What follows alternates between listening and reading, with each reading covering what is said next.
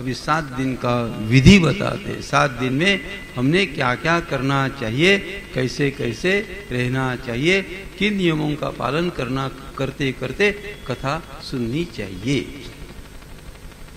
यजमान का कर्तव्य बताते। देशे देशे अपने यहाँ पे यदि आयोजन है तो सभी लोगों को निमंत्रण पत्रिका भेजे। हमारे परिवार के सभी लोगों को याद करें।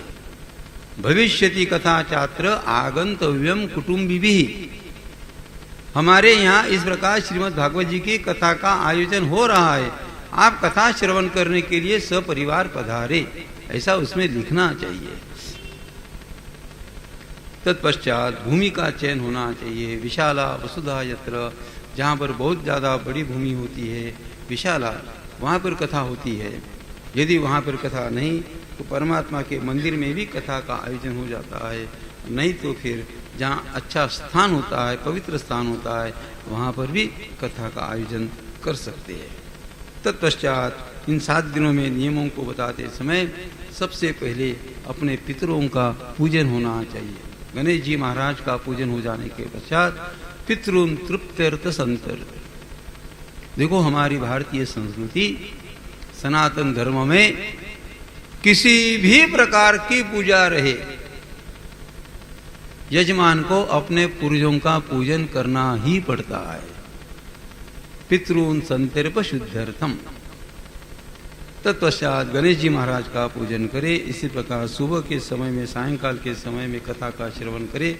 बीच में थोड़ा बहुत परमात्मा के नाम का संकीर्तन भी आवश्यक बताया गया। तत्पश्चात इन 7 दिनों में यदि शरीर में क्षमता है तो 7 दिन कुछ भी न लेते हुए कथा का श्रवण करें। कुछ भी लेना नहीं है, टेंशन मत आने दो, आगे और कुछ बताने वाला हूं और बताने। लेकिन है कोई लोग 15-15 दिन का उपवास करते हैं, 2 मास 3 मास कुछ भी खाते नहीं पीते नहीं, बस उनका शरीर चलते रहता है। अभी मैंने कहीं सुना कोई नर्मदा परिक्रमा करने वाले दद्दू जी महाराज, ऐसा आदरणीय उनका नाम, वो शायद 3 साल हो गए, अन्न का कण नहीं पेट में, तो भी शरीर जीवित है। ये ताकत कहां से आती?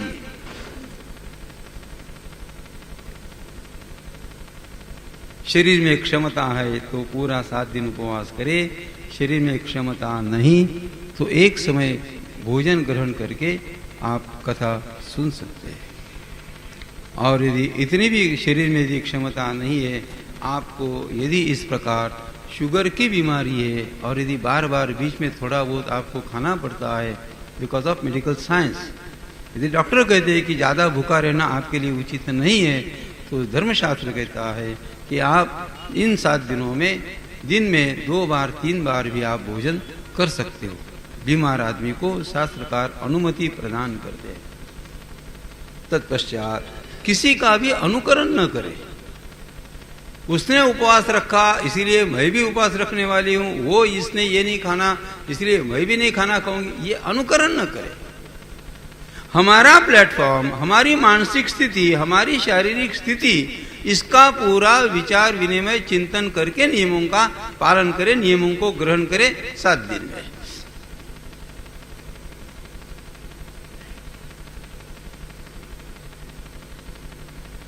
धीरानी ने नियम ले लिया, मैं 7 दिन में कुछ भी नहीं खाऊंगी, ओके। और जिठानी यदि आलू बड़ा खाकर के कथा मंडप में आकर के बैठती है तो वही आलू बड़ा धीरानी के मस्तक में घूमते रहता है। उपवास नहीं करती तो मुझे भी मिलता, उपवास नहीं। इससे तो आलू बड़ा पेट में रख करके आप निवांत होकर के कथा सुनिए, कोई बात नहीं। उसके पश्चात शास्त्रकार बताते हैं इन 7 दिनों में किसी के प्रति क्रोध नहीं करना चाहिए। शारीरिक नियमों को भी बताया और मानसिक नियमों को भी शास्त्रकार बताते हैं। किसी के प्रति क्रोध की भावना न करे, एक ही मंत्र 7 दिन में रखे, कुछ भी हुआ जय श्री कृष्ण, इसके अलावा और कुछ नहीं करना, नो झगड़ा। कामं क्रोधं मदं मानं मत्सरं लोभमेव च दम्भं मोहं तथा द्वेषं दूरयेच्च कथाव्रति।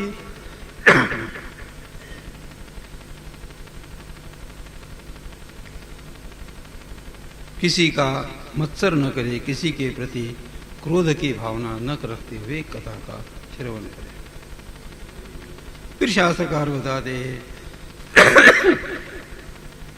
यजमान यदि सन्यासी है, गीता वाचा परेहने, दूसरे दिन गीता जी का पाठ करना चाहिए। और यजमान यदि संसारी है, प्रापंचिक है, तो शास्त्रकार बताते दूसरे दिन या उसी दिन आपको हवन करना आवश्यक बताया। तत्पश्चात बताते हैं ज्यादा विस्तार नहीं, हमारे धर्म में किसी भी प्रकार का विस्तार अनवांटेड एक्सपेंडिचर के लिए कहां पर भी नहीं बताया। यहां सीधी सीधी बात बताते, आपकी क्षमता नहीं है, भोजये द्वादश ब्राह्मणान, अन्नदान करना यदि आप चाहते हो तो केवल 12 ब्राह्मणों को आप अन्नदान करके कथा का फल आपको प्राप्त हो सकता है, अपनी शक्ति के अनुसार, अपनी क्षमता के अनुसार। और यदि परमात्मा की कृपा है, आपके पास धन है, तो आप परिवार के लोगों को, अन्य लोगों को भोजन के लिए आप बुला भी सकते हो। तत्पश्चात बताते हैं इस प्रकार 7 दिन की कथा सुनने के पश्चात आप परमात्मा की प्रार्थना करें, कोई इसी प्रकार का एक संकल्प ले, ज़्यादा नहीं, भोजन के बारे में नहीं, तो कम से कम मैं इन 7 दिनों में इतना माला, मैं इतनी माला, इतना जप मैं जरूर करूँगी। इस प्रकार का थोड़ा संकल्प लेना चाहिए। 7 दिन में मैं गद्दी के ऊपर, बिस्तर के ऊपर नहीं सोऊंगी, थोड़ा संकल्प ले।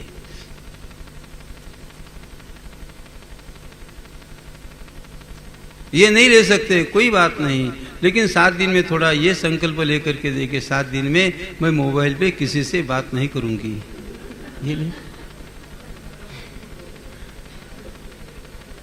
ये कितना सिंपल है ये, हाँ?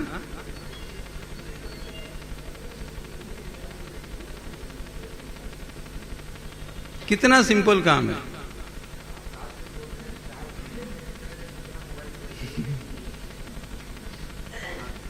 यह भी एक व्यसन है। उपवास के दिनों में, भाई एकादशी का उपवास है, आपको क्या खाना है आप खा सकती हो। आपने भोजन छोड़ा, चावल नहीं खाना चाहिए, लेकिन रोटी छोड़ दी, सब छोड़ दी। लेकिन जो तंबाकू खाते, कम से कम एकादशी के दिन तंबाकू तो छोड़ो, हाँ? ये तो कर सकते हैं ना।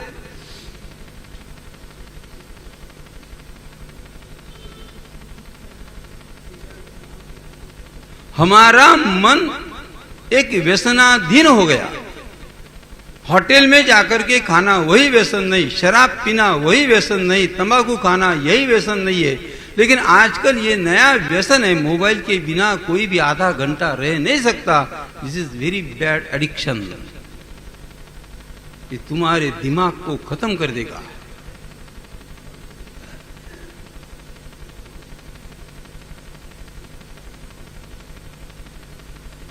समाज में, परिवार में वही झगड़े।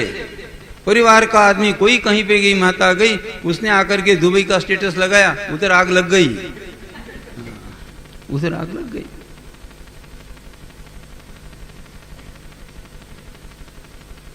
फिर वो अमेरिका का स्टेटस आपको भेजेगा। ये चलते रहेगा, मन अशांत होते जाएगा।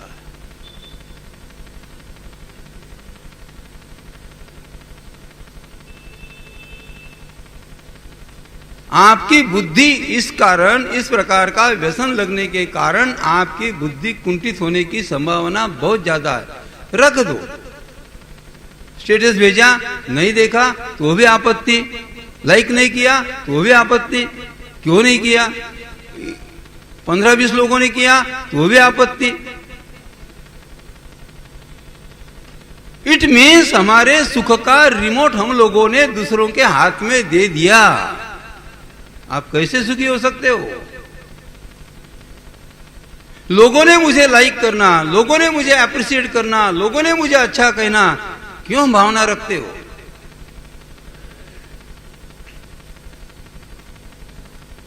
बाकी नियमों का पालन करे न करे, लेकिन इस नियम का पालन जरूर करे 7 दिन में। थोड़ा देखो, आनंद आएगा। फोन नहीं किया, आधा घंटा फोन नहीं आया, उठा के देखता है मैसेज क्यों नहीं आया, क्या कारण है भाई? हम हमारे बुद्धि के साथ में, हम हमारी भावनाओं के साथ में, हम हमारे माइंड के साथ में खिलवाड़ कर रहे हैं। इसको थोड़ा समझो आप। थोड़ा